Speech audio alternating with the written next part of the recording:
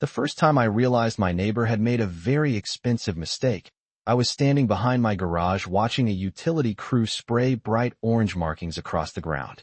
At first, I assumed they were marking something in my yard because that's where the old service pole sat. Then one of the painted lines curved sharply, crossed the property line, and ran straight through the center of the most carefully maintained flower bed I'd ever seen. That's when I looked over at my neighbor, Grant, and for the first time in weeks, he didn't look confident. He looked nervous.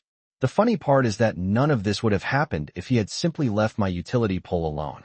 A few months earlier, Grant had finished what he proudly called a complete backyard transformation.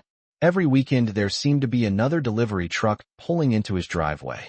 One week it was decorative stone, the next week it was custom brick edging, then expensive shrubs, imported flowers, and raised garden beds. By the time he was finished, his backyard looked less like a suburban lawn and more like something you'd see in a landscaping magazine. I'll give him credit where it's due. It looked impressive. The problem was that Grant didn't just want his property to look perfect. He wanted everything around his property to look perfect too. Unfortunately for him, there was one thing he couldn't stop staring at. Behind my garage stood an old wooden utility pole. It wasn't glamorous. Nobody would ever mistake it for a piece of art. But it had been there for decades. When I bought the property, it was already there. Old photographs from previous owners showed the same pole standing in exactly the same location years before I ever moved in. The power line ran from the road, crossed part of the back lots, and supplied electricity to my house and a couple of older outbuildings on the property. It worked perfectly, and frankly, I rarely even noticed it. Grant noticed it every day. One afternoon, he walked over while I was trimming weeds near the fence. He leaned against the gate and said, "You ever think about moving that thing?" I honestly thought he was joking. "Moving what?" I asked. He pointed directly at the utility pole. "That. It ruins the view from my patio." I laughed because I assumed he didn't understand how utility infrastructure works. "Grant, that's not my pole. It belongs to the power company." He shrugged. "Still seems like you could ask them to move it." I explained that utility poles aren't lawn ornaments. You don't just pick a new location because somebody doesn't like looking at them. The placement had been approved years ago, probably decades ago. Everything was legal. Everything was functioning normally. I figured that would be the end of the conversation. It wasn't. Over the following weeks, he brought it up repeatedly. Sometimes casually, sometimes with obvious irritation. He'd mention how much money he'd invested in his landscaping. He'd complain about the view from his outdoor seating area. Once he even suggested that the pole might be unsafe because it looked old. Every time I gave him essentially the same answer. The pole wasn't mine. The power company maintained it. If they thought it needed replacement, they'd replace it. If they thought it needed relocation, they'd relocate it. Until then, it stayed where it was. Eventually he stopped bringing it up, and honestly, that should have been my warning sign. People like Grant don't suddenly let things go. They usually just start looking for another way to get what they want. Sure enough, about 3 weeks later, I noticed a utility truck parked behind the properties. A technician was examining the pole with a clipboard in one hand and a measuring device in the other. I walked over and introduced myself. That's when I learned Grant had filed a formal complaint with the power company. According to the report, the pole was allegedly leaning, improperly installed, and potentially hazardous. The technician spent nearly 30 minutes inspecting everything. He checked the base, studied the hardware, examined the wires overhead, and reviewed records on a tablet. When he finished, he smiled politely and said, "The pole is fine." I glanced toward Grant's yard and saw him watching from a distance. His expression immediately tightened. But then the technician added something unexpected. He explained that while the pole itself wasn't a problem, the complaint had triggered a broader inspection process. Apparently part of the service line feeding the pole traveled underground before emerging near the base. The installation records dated back decades, and some sections of the original route weren't perfectly documented. Because a safety complaint had been filed, they now needed to verify the underground cable path before closing the case. At the time, that sounded like routine bureaucracy. I didn't think much of it. Grant didn't seem concerned either. In fact, he looked relieved when the technician drove away. What neither of us realized was that his complaint had just activated a chain of events that was about to lead an excavation crew directly into the middle of his prized garden. Now, before I get back to the story, Let me explain something, because this is where a lot of people misunderstand how these situations work. According to standard procedure, when someone files a safety complaint involving utility infrastructure, the company can't simply glance at the equipment and walk away. Once the report enters the system, documentation requirements kick in, inspections get recorded, and sometimes additional verification becomes mandatory even if the original complaint turns out to be completely wrong. From a legal perspective, utility companies are actually protecting themselves when they do this. If they ignore a complaint and something later fails, they're exposed to liability. So they investigate everything connected to the issue, not just the part someone complained about. What's fascinating is that this is also a psychological trap people fall into all the time. This is a psychological trap because people assume they can control the outcome once they start a complaint process. They imagine the investigation will only hurt the other person and somehow leave their own interests untouched. Real life rarely works that way. Once professionals get involved, they follow procedures, not personal agendas. And in Grant's case, that distinction was about to become extremely expensive. 2 days after the inspection, the locating crew arrived just after sunrise. I remember hearing the soft beeping of their equipment before I even looked outside. By the time I walked behind my garage with a cup of coffee, 3 workers were already moving across the property, marking the ground with fluorescent paint. Most of the markings stayed where I expected them to stay, running through sections of my backyard that had been associated with the utility line for decades. Then one worker stopped, checked his locator again, and continued tracing the signal. The painted line drifted toward the property boundary. Another few feet, and it crossed into Grant's yard. Another few feet, and it went directly through one of his raised flower beds. I watched Grant emerge from his back door almost immediately. The man moved fast when his landscaping was involved. He marched across the lawn and asked the crew leader if there had been some kind of mistake. The crew leader checked his handheld device and calmly said they were simply following the cable signal. Grant pointed at the garden. That can't be right. The worker shrugged. Maybe it is, maybe it isn't. That's why we're locating it.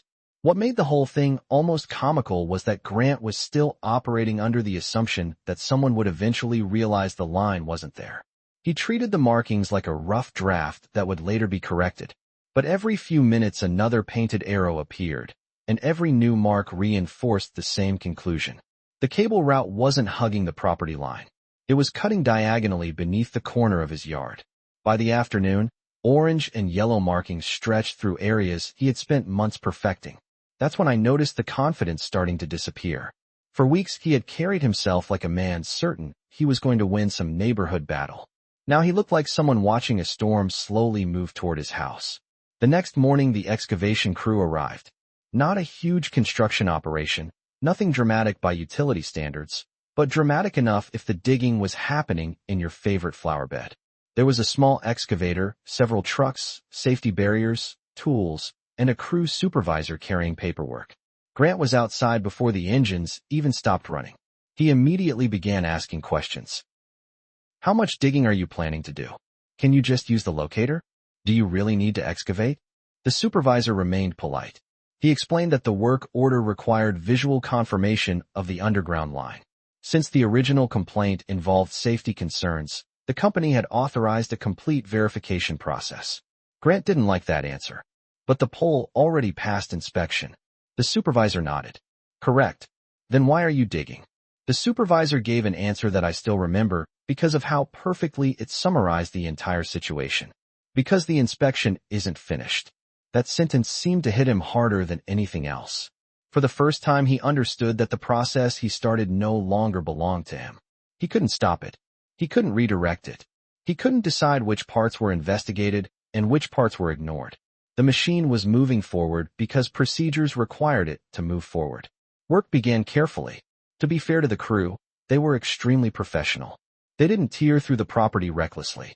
Decorative stones were removed by hand. Plants were protected where possible. Soil was excavated methodically. But excavation is still excavation. There is no magical version of digging that leaves everything exactly as it was before. Within an hour, sections of Grant's garden looked noticeably different. The first trench revealed part of the buried utility line. The workers documented its depth and condition. Then they moved farther along the route and opened another section. That trench cut directly across one of the raised beds. I watched Grant stare at it with the expression of a man experiencing physical pain. Every shovel of soil seemed to hurt him. Every stone moved from its original position looked like a personal insult. At one point he approached me while the crew worked. "This is ridiculous," he said. I looked toward the trench. "Looks expensive." He frowned. "They didn't have to do all this." I took a sip of coffee and replied, "Apparently they did." He didn't appreciate that answer. The excavation continued through the afternoon. Additional sections of the cable were exposed and inspected. The line itself turned out to be in excellent condition. No damage, no deterioration, no safety concerns, no installation violations. Everything was exactly where it was supposed to be. Ironically, the deeper the company investigated, the more thoroughly they confirmed that the infrastructure Grant had complained about was functioning perfectly. The only thing suffering damage during the process was his landscaping. Late in the day, the supervisor completed the final documentation. Measurements were recorded. Photographs were taken. Notes were entered into the system. The conclusion was straightforward. The utility pole was stable. The underground service line was properly installed. The route was verified. No corrective action was required. Case closed. If this story ended there, it would already be satisfying enough. But there was one final moment that made the entire experience unforgettable. As the crew prepared to leave, Grant asked whether the garden would be restored exactly as it had been before. The supervisor answered honestly. The trenches would be filled. The soil would be replaced. The stones would be returned. Reasonable restoration would be completed. But no contractor on Earth can perfectly recreate months of careful landscaping after excavation work. Nature doesn't work that way. Construction doesn't work that way. Reality doesn't work that way. Grant stood silently as the crew finished restoring the disturbed areas. Technically, everything was repaired. Practically, everything looked different. The perfect symmetry was gone. The decorative stone patterns weren't identical. The flower beds no longer had that untouched magazine cover appearance he had worked so hard to create. Most people probably wouldn't have noticed. Grant definitely noticed. Over the following weeks, I watched him spend countless hours trying to restore the original layout. He repositioned stones, replanted flowers, adjusted borders, raked soil. Yet somehow the garden never looked quite the same. Maybe the difference was physical. Maybe part of it was psychological. Once you know something has been disturbed, you tend to see imperfections that nobody else sees. The most remarkable part, though, was what happened afterward. Or more accurately, what didn't happen. Grant never mentioned the utility pole again. Not once. No more complaints. No more suggestions about relocating it. No more comments about the view from his patio. The old wooden pole remained exactly where it had always been. The wires remained exactly where they had always been. The only thing that changed was the condition of the garden belonging to the man who tried to start the investigation in the first place. Looking back, I think the entire situation became a perfect example of unintended consequences. Grant assumed he was initiating a process that would pressure somebody else into solving his problem. Instead, he triggered a process that forced professionals to verify every detail connected to his complaint. And once those professionals started following procedures, they uncovered something he never bothered to consider. The utility infrastructure he hated didn't care about property aesthetics, landscaping plans, or personal preferences. It only cared about where it had been installed decades ago. In the end, the pole never moved an inch. The investigation found nothing wrong. The power company closed its file. The infrastructure stayed exactly where it was. Yet somehow the biggest change happened in the one place Grant was trying hardest to protect: his own backyard. A few months after everything happened, I was sitting in my backyard one evening watching the sun drop behind the trees, and my eyes landed on that same old utility pole.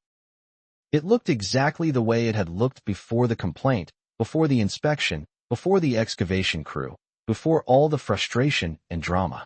The pole hadn't changed. The wires hadn't changed. The power flowing through them hadn't changed. The only thing that had changed was how I viewed the entire situation. At first, I thought this story was about a utility pole. Then I thought it was about a neighbor dispute. Eventually, I realized it was really about control. A lot of neighborhood conflicts start when someone becomes convinced they should have authority over things they don't actually own, manage, or understand. Grant wasn't really angry about the pole itself. The pole had existed for decades. It wasn't dangerous. It wasn't malfunctioning. It wasn't creating any real hardship. What bothered him was that it existed outside his control. He had transformed his backyard into exactly what he wanted, and the presence of that old utility structure reminded him there were limits to how much influence he actually had over the world around him. This is a psychological trap that shows up everywhere, not just between neighbors. People convince themselves that if they push hard enough, complain loudly enough, or involve enough authorities, reality will eventually bend to match their preferences. Sometimes that works. A lot of times it doesn't. And occasionally it produces the exact opposite result. From a legal perspective, the situation is actually pretty simple. Utility companies aren't in the landscaping business. Their responsibility is reliability, safety, documentation, and compliance. According to standard procedure, once a formal safety complaint enters the system, professionals are expected to investigate facts, not feelings.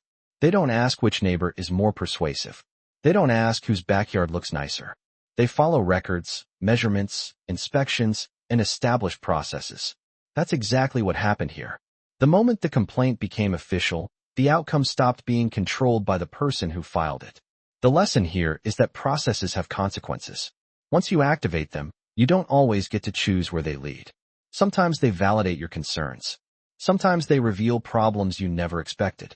And sometimes they come right back around and create inconvenience for the very person who started them.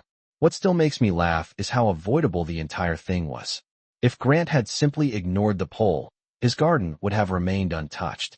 The utility company wouldn't have visited. No excavation crew would have arrived.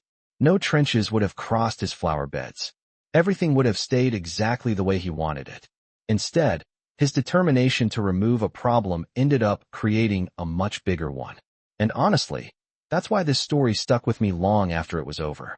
Not because anyone won some great battle. Not because there was a dramatic legal showdown. But because it demonstrated something we all occasionally forget. Just because you can file a complaint doesn't mean you're going to like the investigation. Sometimes the facts cooperate with your expectations. Sometimes they don't. Sometimes they uncover things you'd rather leave buried. So now I'm curious what you think. If you were in my position, would you have handled the situation differently? If you were the utility company, would you have followed the same inspection process? And if you were Grant, would you have filed the complaint in the first place knowing what happened afterward? Let me know down in the comments because stories like this always split people into two camps. The ones who think he got exactly what he deserved, and the ones who think he was simply unlucky enough to discover how bureaucracy really works.